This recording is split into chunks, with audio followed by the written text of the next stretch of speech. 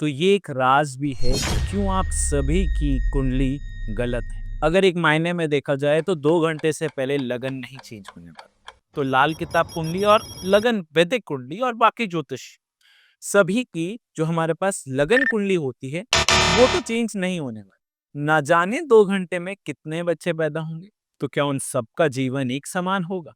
एक गरीब का बच्चा भी पैदा हो रहा है और एक अमीर का बच्चा भी पैदा हो रहा है एक पर्टिकुलर समय में। तो क्या कुंडली हमें कोई इंडिकेशंस नहीं देगी? और अगर कुंडली हमें इंडिकेशंस नहीं दे रही है तो फिर ज्योतिष का क्या फायदा? क्योंकि हम तो ये बोलते हैं कि एवरी कुंडली and every single person is unique. ये यूनिकनेस कहाँ गई? क्या 2 घंटे के अंदर जितने भी बच्चे पैदा होंगे सबका नेचर और सब क्या एक ही काम करेंगे? ये पर्टिकुलर रूल हम एक ट्विन्स चार्ट कुंडली में लगाते हैं। 2 जुड़वा बच्चों की कुंडली देखते समय हम ये रूल हमेशा फॉलो करते हैं, लेकिन शायद ये रूल हमें लगन कुंडली के अंदर और हर एक व्यक्ति की कुंडली के अंदर भी यूज करना चाहिए।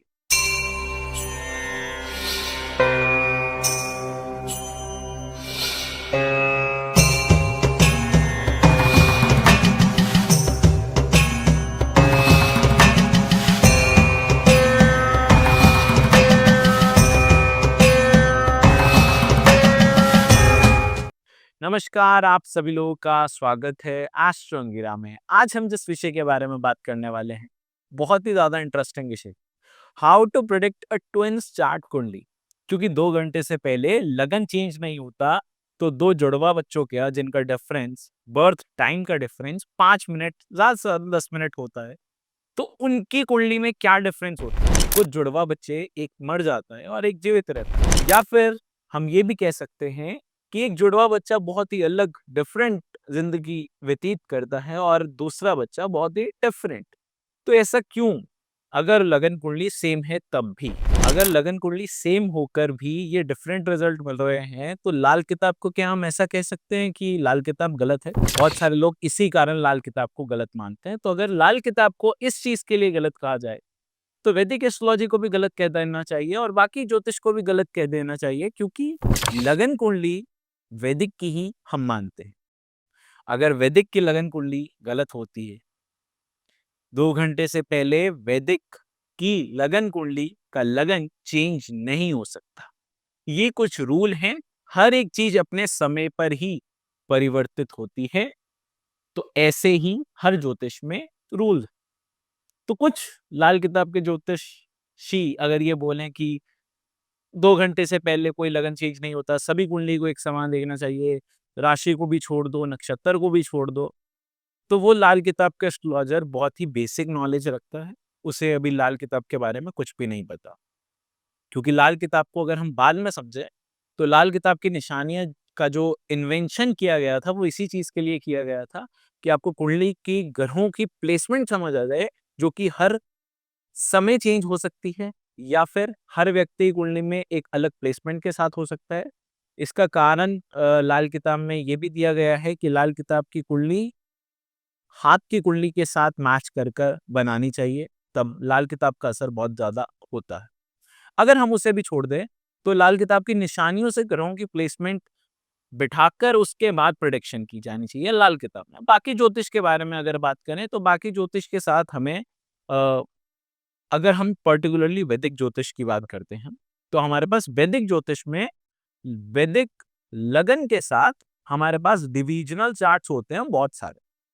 जो डिविजनल चार्ट्स हमारे डिग्रीज पर चेंज हो सकते हैं। तो वो जो डिविजनल चार्ट्स डिग्री पर चेंज हो जाते हैं, उसका बहुत ज्यादा महत्व होता है जब हम किसी की भी कुंडली प्रिडिक्ट करते हैं। तो वैदिक एस्ट्रोलॉजर अगर कभी भी विद इन 5 मिनट्स प्रिडिक्शंस करता है, तो वो वैदिक एस्ट्रोलॉजर है ही। क्योंकि वैदिक एस्ट्रोलॉजर को अगर सब कुछ डिटेल में जानना है किसी व्यक्ति के बारे में, तो हमारे पास बहुत सारी चीजें होती है जो कि हमें देखनी होती है। तो वैदिक एस्ट्रोलॉजर को minimum minimum half an hour चाहिए किसी व्यक्ति की कुंडली पूरी ओवरऑल अंडरस्टैंड करने के लिए, अगर हम मैं वैदिक की बात करें। लाल किताब में क्योंकि एक ही कुंडली है, तो हमें बस ये जानना होता है कि ग्रह जो है वो बिल्कुल सही पर्टिकुलर प्लेसमेंट में हैं। अगर हैं तो हम प्रेडिक्शन दे सकते हैं, अदरवाइज नहीं दे सकते। बाकी ज्योतिष की भी बात करें, तो बाकी ज्योतिष में भी मैं ऐसा मानता हूँ कि हमें डिविजनल चार्ट्स का यूज करना चाहिए। चाहे वो केपी एस्ट्रोलॉजी हो, चाहे वो पराशरी हो और बाकी अन्य ज्योतिष, मतलब we have to use divisional charts. उसमें भी बहुत कम लोग डिविजनल चार्ट्स का यूज करते हैं, बट हमें करना चाहिए। तो अब हम पर्टिकुलरली बात करते हैं कि दो जुड़वा बच्चों की कुंडली कैसे प्रेडिक्ट की जाए जब लगन चेंज नहीं होता है। पहले हम उसके बारे में बात करें। देखिए, वो मेजर मेजर ओवरव्यू जो मैं समझाना चाहता था, शायद आप समझ गए हो कि जब 2 घंटे से पहले लगन चेंज ही नहीं होता, तो 2 जुड़वा बच्चे का नेचर, कैरेक्टरिस्टिक्स अलग-अलग कैसे हो सकते हैं। और 2 जुड़वा बच्चों को भी 2 मिनट साइड रखते हैं और हम मानते हैं कि कोई कॉमन व्यक्ति जो 2 घंटे इस लगन के बीच में पैदा हो रहे हैं, तो 2 घंटे में बहुत सारे बच्चे पैदा हो सकते हैं। तो ये बहुत सारे बच्चे जो 2 घंटे के अंदर-अंदर पैदा हुए हैं, उन सबका लगन और planetary positions almost almost same है। अगर हम डिविज़नल चार्ट छोड़ देते हैं तो। तो ऑलमोस्ट ऑलमोस्ट हमारा लगन कुंडली सभी की सेम आने वाली है। डिग्रीज़ चेंज होगी बट प्लैनेटरी पोज़ीशन चेंज नहीं होने वाली है। नक्षत्र तो पूरे एक मतलब पूरे 1 दिन तक चेंज नहीं होगा। नक्षत्र का चरण भी 6 घंटे के बाद चेंज होगा, तो उसमें भी कोई प्रॉब्लम हमें नहीं आना। अगर हम ये बोलें कि 2 घंटे के अंदर जितने भी लोग पैदा हो रहे हैं, सबका एक ओवरव्यू जो है वो सेम रहने वाला है। तो ये गलत होगा, क्योंकि एक बच्चा बहुत गरीब घर में पैदा हो रहा है, एक बच्चा बहुत अमीर घर में पैदा हो रहा है। तो अगर ऐसा कुछ भी नहीं है, तो फिर ज्योतिष तो एक मज़ाक हुआ, बट ऐसा नहीं है। हर एक व्यक्ति की अलग कुंडली होती है, एवरी कुंडली is unique and every person is unique. अगर हर व्यक्ति का एक थंब इम्प्रेशन सेम नहीं हो सकता, तो कुंडली भी सेम नहीं हो सकती। कुछ न कुछ प्लैनेटरी पोज़ीशंस डिग्री वाइज़ में फ़र्क होता ही है। बस वो हमारे मापदंड का फ़र्क है और साथ ही साथ हमारी कुछ और टर्म्स हैं, जो कि हमें जान लेनी चाहिए ज्योतिष के अंदर। आज हम उसी चीज़ के बारे में बात करने जा रहे हैं और वैदिक एस्ट्रोलॉजी से भी हम बात करने वाले हैं कि how to predict a twins chart, and Lal Kitab से भी बात करने वाले हैं how to predict a twins chart. मैं इन दोनों ज्योतिष के बारे में ज़्यादा इसलिए बात करता हूँ क्योंकि ये दोनों ज्योतिष बहुत ज़्यादा चलन में। ये कुंडली मेरे पास करनाल से एक महिला ने भेजी थी। उनके 2 जुड़वा बच्चे पैदा हुए थे, जिसमें एक बच्चा जन्म के कुछ समय के बाद मृत हो गए थे और दूसरा बच्चा जीवित है। तो मुझे सिर्फ ये बताना था कि मृत कौन-सा बच्चा हुआ है, बड़े वाला या छोटे वाला? और महिला ये बात जानती है कि कौन-सा बच्चा जीवित है। तो एज़ अ टेस्ट ये कुंडली मेरे पास आई थी। देखिए, लाल किताब कुंडली में तो कोई प्रॉब्लम नहीं होती, क्योंकि लगन कुंडली जो होती है वही लाल किताब कुंडली होती है। बस नंबर सिस्टम आपको समझ आ जाए, इसलिए मैंने लाल किताब कुंडली ओपन की है। अब अगर हम देखें तो शुक्र इस घर में है और लाल किताब क्या कहती है कि 8th हाउस हमारी मृत्यु का होता है और जब भी 8th हाउस में कोई प्लैनेट आता है, तो वो बहुत ही ज़्यादा इम्पोर्टेंट प्लैनेट बन जाता है, क्योंकि वो हमारे डायरेक्ट मौत से जुड़ जाता है। ये बात हमेशा याद रखें। और जब भी 8वें घर में कोई ग्रह होता है और तीसरे घर में कोई ग्रह नहीं होता, तो हमारे अगर मौत बहाना है, तो वो मृत्यु तक भी जा सकता है। ओके? अब हम लाल किताब को जब भी प्रेडिक्ट करते हैं, तो लगन कुंडली से नहीं, वर्चुअल कुंडली से करते हैं। अब हम जब वर्चुअल कुंडली के बारे में बात करते हैं, तो देखिए 8th हाउस एम्प्टी है और 2nd हाउस में कोई प्लैनेट है, तो मौत बहाना फर्स्ट साल में तो हो ही नहीं सकता। इनके बचपन में कोई मौत बहाना हो नहीं सकता। तो ये व्यक्ति यहाँ से हमारे पास सेफ आते हैं। मतलब ये व्यक्ति जीवित हैं, ये व्यक्ति मर नहीं सकते। और उन्होंने मुझे ये बताया था कि मेरा एक बेबी पैदा होने के कुछ समय के बाद मर गया और दूसरा बेबी कुछ समय मतलब अभी तक जीवित है। तो ये व्यक्ति ऐसे तो नहीं है कि कुछ समय के बाद मर जाएंगे, क्योंकि मौत बहाना कुंडली में बन ही नहीं रहा है। जब कुंडली में कोई मौत बहाना बनेगा ही नहीं। हाँ, हालाँकि इन्हें जब पैदा हुए हैं तो कोई ना कोई समस्या ज़रूर आई है। मंगल 4th हाउस में है और साथ ही साथ सूर्य, शनि और बुध इस भाव में चले गए। अब ये क्यों चले गए, ये कैसे हुआ? ये हुआ वर्षफल कुंडली से। लाल किताब में वर्षफल कुंडली बहुत इंपॉर्टेंट है, ये हमेशा याद रखें। कुंडली के साथ-साथ वर्चुअल कुंडली को कोरिलेट करके चलेंगे, तभी लाल किताब का महत्व है। तो अभी हमारे पास पूरी की पूरी कुंडली चेंज हो गई। और पूरी की पूरी कुंडली चेंज होने से हमारे पास मेजर सॉल्यूशन आ गया कि ये बात हमारी क्लियर है कि ये नहीं मरे। अब मैं वैदिक ज्योतिष के बारे में बात करने जा रहा हूँ। और वैदिक ज्योतिष के बारे में बात करें, सबसे पहले बात करते हैं लगन कुंडली पे। तो जो लग्नेश है वो 7th हाउस में अच्छी कंडीशन नहीं है। क्यों नहीं है? क्योंकि शनिदेव के साथ सूर्यदेव हैं और सूर्यदेव शत्रु राशि में आ गए हैं। लग्नेश खुद ही शत्रु के घर में चला गया, जिस घर में शत्रु पहले से साथ है। तो सूर्य और शनि का झगड़ा यहाँ चलेगा और ये कंजंक्शन जो होती है, ओवरऑल ये कंजंक्शन कभी भी अच्छी नहीं होती। Okay, no problem. जुपिटर इस घर में है, शुक्रदेव इस घर में है और राहु देव इस घर में है, केतु देव इस घर में है। तो राहु देव नीच के हैं, केतु देव नीच के हैं, मंगल देव इस घर में है लेकिन बुध की राशि में है। और किस घर में, कौन कौन से घर मंगल देव के पास आते हैं? 9th house and 4th house. मतलब अगर देखा जाए तो नवम और चतुर्थ का स्वामी आय भाव में बैठ गए, जो कि एक अच्छी कंडीशन होती है, लेकिन राशि किसकी आ गई? बुध देव की आ गई। तो ये हल्का सा हमारे लिए खराब कंडीशन है। ओवरऑल कुंडली पर मुझे नहीं जाना है, इसलिए मैं प्रेडिक्शन नहीं करने वाला हूँ किसी चीज की। तो हमें जिस चीज के बारे में पता करना है, हम उसी चीज पर फोकस रखेंगे। तो 8th हाउस जुपिटर की राशि आ रही है। अच्छा, वैदिक के बारे में जब भी हम बात करें तो एक चीज पर्टिकुलरली हमेशा याद रखें, जो कि होता है निदनांस। तो निदनांस क्या होता है? ये एक पर्टिकुलर टर्म कुछ लोगों ने शायद सुनी होगी, कुछ लोगों ने शायद नहीं सुनी होगी, अगर हमें डेथ पर्टिकुलरली चेक करनी होती है। तो निदनांस कैसे चेक करते हैं? हमारे लगन की अष्टम राशि, ये जो राशि होती है, ये हमारी अष्टम राशि है। अब ये राशि में कौन सा प्लैनेट नमाज में, अब ये हमारा नमाज, तो वहां कौन सी राशि आई हमारे पास? लगन में हमारे पास कौन सी राशि थी? देखिए, 12 नंबर की राशि। ठीक है, 12 राशि जो थी वो हमारे पास थी 12 नंबर की राशि। अब यहाँ 12 नंबर की राशि में कौन सा प्लैनेट है? मंगल देव है। तो हमारे निदनांश युक्त कौन सा प्लैनेट हुआ है? मंगल देव हुए हैं। कौन सा प्लैनेट हुए हैं? मंगल देव हुए हैं। अब मंगल देव हमारे निदनांश युक्त हो गए। इसका अर्थ क्या हुआ? निदनांश अगर कोई प्लैनेट होता है तो उसका अर्थ क्या होता है कि उसकी बहुत ही सडन और एक एक्सीडेंटल मृत्यु होती है, जिसका कोई भी पता ना चल पाए, अचानक से मृत्यु हो गई। ओके, इतना हम समझ रहे हैं।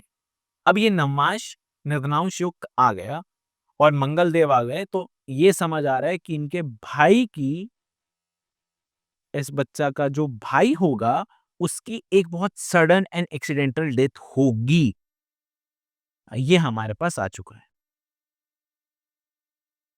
मतलब यहाँ वैदिक ज्योतिष तो ये भी बता रही है कि इस व्यक्ति की नहीं, लेकिन इसके भाई की सडन डेथ पक्का होगी।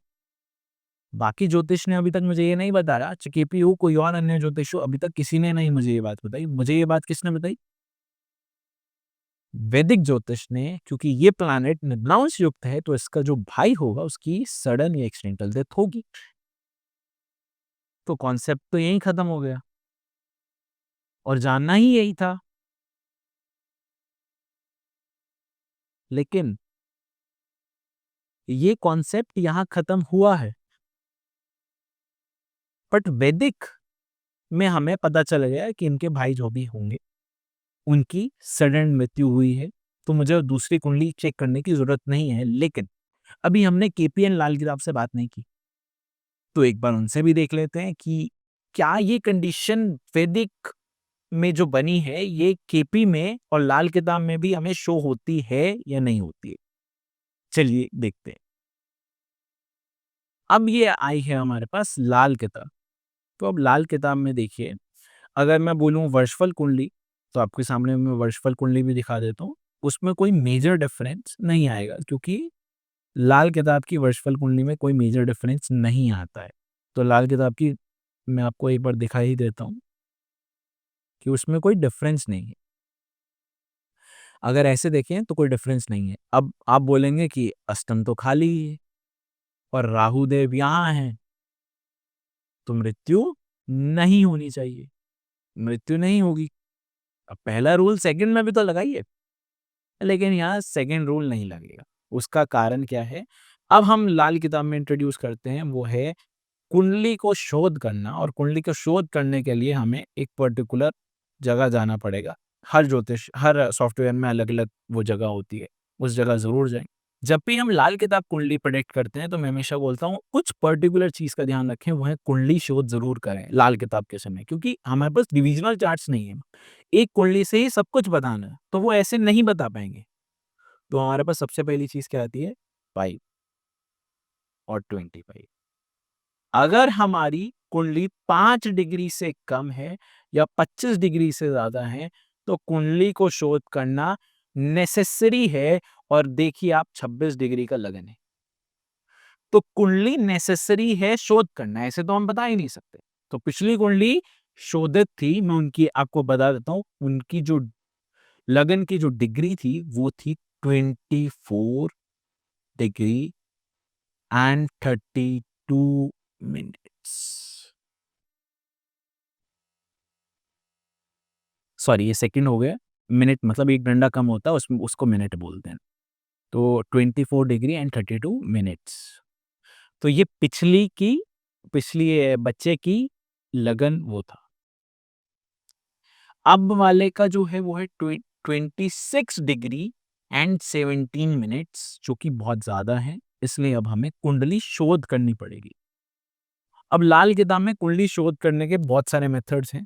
हर एक व्यक्ति का एक अलग-अलग मेथड होता है। अब हम उस मेथड को फ़ॉलो कर भी सकते हैं, नहीं भी कर सकते, बट अभी के लिए मैं फॉरवर्ड अंगीरा कुंडली पर चलते हैं, जो कि मेरे लिए आसान रहेगी एक कुंडली समझानी। तो हम अंगीरा कुंडली पर चलते हैं आगे। तो कुंडली शोध करने के बहुत सारे तरीके हैं। आप किसी भी हिसाब से शोध कर सकते हैं। छोटे बच्चे से कभी निशानियाँ तो आप पूछ ही नहीं सकते, तो उस हिसाब से आप कभी कुंडली शोध नहीं कर पाओगे। तो कुंडली शोध करने के जो अभी आपको तरीके, तो कुंडली शोध जब भी आप करते हैं, तो अब हमें कुंडली शोध करनी पड़ेगी। अब कुंडली शोध करने के बहुत सारे तरीके हैं। जो कि लाल किताब का मेजर तरीका वो है निशानियाँ। इसलिए मैं कभी बोलता हूँ कि लाल किताब में ना एक फॉर्मेट आता है कि 12 साल से पहले कभी बच्चे की कुंडली प्रेडिक्ट मत करें। 12 साल से पहले बच्चे की कुंडली प्रेडिक्ट ना करें, उसका कारण यही है कि आप निशानियाँ नहीं पूछ पाओगे। और निशानियाँ नहीं पूछ पाते तो आपको बहुत हद तक कुंडली का फल जो है वो अच्छा नहीं मिलने वाला। इसलिए हम ये बोल रहे हैं कि लाल किताब को कुंडली शोध करने का एक बहुत बड़ा मेथड होना चाहिए, जो कि अभी तक नहीं है। तो कुछ लोग उसमें केपी कुंडली को इन्वॉल्व करते हैं, कुछ लोग नहीं करते, और कुछ लोग बाकी चीज़ें सो एंड सो करते रहते हैं। बट अभी हम जेन्युइन वे में कुंडली प्रेडिक्ट करने जा रहे हैं और कुंडली को शोध करने जा रहे हैं। तो एक सॉफ्टवेयर या ये कह लें एक एक्सेल शीट है मेरी, जिसमें अभी हमें समझ आ जाएगा कि मैं क्या करने जा रहा हूँ। अब हम फर्स्ट ईयर का वर्षफल बनाते हैं इस अनुसार। तो हमारा वर्षफल कैसा बनेगा?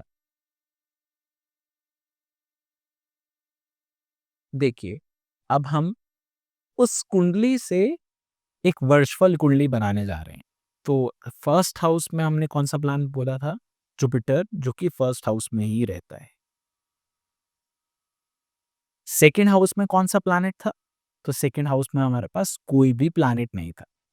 थर्ड हाउस में हमारे पास कौन थे? राहु देव थे, जो कि अब 10वें घर में आ जाएँगे। फोर्थ हाउस में हमारे पास कोई भी प्लैनेट नहीं थे। फिफ्थ हाउस में हमारे पास कोई भी प्लैनेट नहीं थे। सिक्स्थ हाउस में हमारे पास सूर्य और शनि थे, जो कि अब हमारे सेकंड हाउस में आ जाएँगे। सूर्य और शनि हमारे अब सेकंड, ये वर्चुअल कुंडली है, ध्यान रखें। ये जो हम बना रहे हैं, ये वर्चुअल कुंडली बना रहे हैं, कुंडली शोध करने के बाद, ठीक है? अब हम 7th हाउस की बात करते हैं, तो 7th हाउस में हमारे कौन से प्लैनेट थे? बुध देव थे, जो कि अब 11th हाउस में चले जाएँगे। ये हमारे फर्स्ट ईयर की वर्षफल कुंडली बन रही है। 8th हाउस में हमारे पास शुक्र देव थे, जो कि अब हमारे 7th हाउस में चले जाएँगे। 9th हाउस में हमारे पास केतु देव थे, जो कि अब हमारे 6ठे घर में चले जाएँगे। 10वें घर में हमारे पास मंगल देव थे, जो कि हमारे 12वें घर में चले जाएँगे। 11वें घर में हमारे पास कोई भी नहीं थे और 12वें घर में हमारे पास चंद्र देव थे, जो कि अब यहाँ इस घर में आ जाएँगे। चंद्र हमारे इस घर में आ जाएँगे।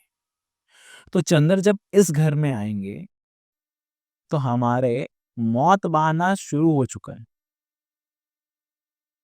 और देखिए, अगर हम हर एक लॉ के वाइज चलते हैं, तो सूर्य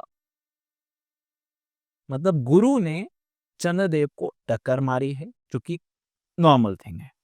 तो गुरुदेव ने चंद्रदेव को टक्कर मारी है, जिसके कारण क्या हुआ? हमारे चंद्रदेव के कुर्बानी के बकरे, जो कि हैं सूर्यदेव, गुरुदेव और मंगलदेव, ये तीनों ही खराब हो चुके हैं। सूर्यदेव, मंगलदेव और गुरुदेव। लग्नेश भी खराब हो चुका है, सूर्यदेव भी खराब हो चुके हैं। ये याद रखें, जब सूर्यदेव खराब होते हैं, तभी मौत बहाना बन सकता है, क्योंकि सूर्यदेव हमारी ऊर्जा जब तक जागृत रखते हैं, तब तक मृत्यु नहीं हो सकती। अब मंगलदेव के बारे में बात करें, तो मंगलदेव भी यहाँ खराब व्यवस्था में आ गए। 12वें घर में है। घर अगर देखा जाए तो राहु का घर है। ये कंजंक्शन क्या बोलती है हमें? सूर्य प्लस शनि की, कि हमारा राहु देव तो खराब है ही, नीच के हैं ही, लेकिन राहु देव नीच होने के साथ साथ कौन खराब हो चुके हैं? मंगल देव भी खराब हो चुके हैं, मंगल देव भी नीच होते हैं। केतु देव के बारे में अगर हम बात करें, तो केतु देव इस घर में, केतु देव 6ठे घर में नीच के होते हैं। राहु देव इस कंजंक्शन, ये कंजंक्शन है सूर्य प्लस शनि, ये नीच है। मंगल नीच और राहु नीच यही हो चुके हैं। राहु इस घर में शनि के अकॉर्डिंग चलते हैं, तो शनि इस घर में बहुत ज्यादा खराब हो ही चुके हैं। मतलब आप देखेंगे, हर एक ग्रह कहीं ना कहीं से खराब हो रहा है। और एवरी प्लैनेट, अगर हम यहाँ देखें, कि बुध से केतु देव 6ठे घर में आ चुके हैं, शुक्र देव से सूर्य और शनि अष्टम भाव में आ चुके हैं। बुध से केतु अष्टम भाव में आ चुके हैं, शुक्र से सूर्य शनि अष्टम भाव में आ चुके हैं। चंद्र गुरु से अष्टम में आ चुका है। तो ये हमारा एक परफेक्ट एग्जाम्पल होता है मौत बहाना बनने का, जिसमें हमारे ये भी खराब है। हम एक लॉ बताते हैं, जो कि अष्टम और सेकंड हर हाउस में ही बताते हैं, कि अगर हमारा 12th हाउस खराब आ चुका है, तो सीरीज में जितने भी होते हैं, जो कि होता है second house, 6th house, 8th house and 12th house, ये चारों घर ही खराब हो जाते हैं। तो हमारे चारों घर ही खराब हो चुके हैं और सब में प्लैनेट्स भी है। तो समझे, ये सारा की चीज खराब हो चुकी है, मौत बहाना बन चुका है। एंड 3rd हाउस एम्प्टी है, तो मौत को बचाने वाला भी कोई नहीं है। देखिए, आज के लिए इतना ही। आज हमने एक बहुत ही इंटरेस्टिंग चीज के बारे में बात की, कि जो वैदिक एस्ट्रोलॉजी हमें बहुत जल्दी बता सकती है डिविजनल चार्ट्स के कार्य। लेकिन लाल किताब में हमें कुंडली शोध करनी पड़ती है, और कुंडली शोध करना बहुत आसान चीज नहीं है, बहुत मुश्किल चीज है। इसमें हमें डिग्री का पूरा ज्ञान होना चाहिए, और हर एक चीज का पूरा एक अर्थ समझ आना चाहिए। तो देखिए, फर्स्ट कुंडली में अगर हम वर्षफल में जाएंगे, तो हमारे पास अष्टम भाव में कोई भी प्लैनेट नहीं है। लेकिन सेकंड कुंडली में अष्टम भाव में भी आए, मंगल भी बहुत ज्यादा खराब हुए, और हर एक कंडीशन ये ऐसी बनी कि मंगल भी खराब हो रहे हैं, केतु भी खराब हो रहे हैं, सूर्य बुध चंद्र देव भी अष्टम में आ गए। और चंद्र देव की कुर्बानी के बकरे होते हैं सूर्य, मंगल और गुरु। वो तीनों खराब होने से मौत बहाना जो है वो बन गया। तो ये कुछ कंडीशंस थी। मैं पर्टिकुलरली मृत्यु के बारे में नहीं बता रहा हूँ। और लिखा भी यही जाता है कि किसी की मौत का दिन और किसी माता के पेट में बच्चा, संतान कभी नहीं बतानी चाहिए। तो मैं यहाँ ये नहीं सिखाने आएगा कि किसी व्यक्ति की मृत्यु कब होती है। हम यहाँ ये बात करने आए थे कि दो ट्विंस अगर पैदा होते हैं तो वैदिक ज्योतिष में हमारे पास डिविजनल चार्ट्स हैं जो कि चेंज होते रहेंगे time to time. Divisional charts जो है हर कुछ मिनट्स के बाद डिविजनल चार्ट तो चेंज होता ही होता है सारे चार्ट्स। क्योंकि अगर आप द्वेष कोण देखेंगे तो द्वेष कोण हर एक का नहीं जल्दी चेंज हो सकता है क्योंकि द्वेष कोण 10 डिग्री इसके बाद चेंज होता है, बट नमाज चेंज हो सकता है। एंड अगर आप उससे भी आगे जाएंगे तो नमाज इज D9, बट अगर आप D64 पर चले जाते हो तो वो आपकी लगन कुंडली का 64वां हिस्सा है। ऐसे ही हमारे पास और भी बहुत ज्यादा डिविजनल चार्ट्स पड़े होते हैं जिसमें अब हम तो बहुत कम डिविजनल चार्ट्स यूज करते हैं क्योंकि ये मृत्यु वाली चीज हम देखते ही नहीं, कोई भी ज्योतिषी नहीं देखता क्योंकि ये ज्योतिष में ही लिखा जाता है कि नहीं बतानी होती, इसलिए वो चीज हम दिमाग में रखते ही नहीं। बट ये ऐसा एक क्वेश्चन था मेरे ऊपर, तो बड़ा अच्छा लगा मुझे ये क्वेश्चन सुन के कि इसके इर्द गिर्द की लाल किताब और वैदिक में बहुत सारी कंफ्यूजन्स हैं अब अबाउट डिविजनल चार्ट्स। और वैदिक कुंडली में तो बहुत सारी चीजें हैं, लाल किताब में तो हमारे पास कुछ भी नहीं है। तो how we can predict it? तो this is the method how we predict it. ऐसी बहुत सारी और चीजें भी हैं। जब हम बड़े हो जाते हैं तो हमारी कुंडली अपने आप बताती है कि मैं यहाँ नहीं हूँ जहाँ आप देख रहे हो, मैं इस हाउस में नहीं उस हाउस का रिजल्ट दे रही। तो आपको उस हाउस में मून को रखना पड़ेगा और अपने आप वर्चुअल कुंडली बनानी पड़ेगी क्योंकि लाल किताब के कोई बहुत अच्छे सॉफ्टवेयर अभी तक मार्केट में नहीं आए। तो आशा करते हैं आपको आज की वीडियो अच्छी लगी होगी। मिलते हैं किसी नई वीडियो में किसी नए टॉपिक के साथ। तब तक के लिए मैं अपनी वाणी को यहीं विराम देता हूँ। धन्यवाद।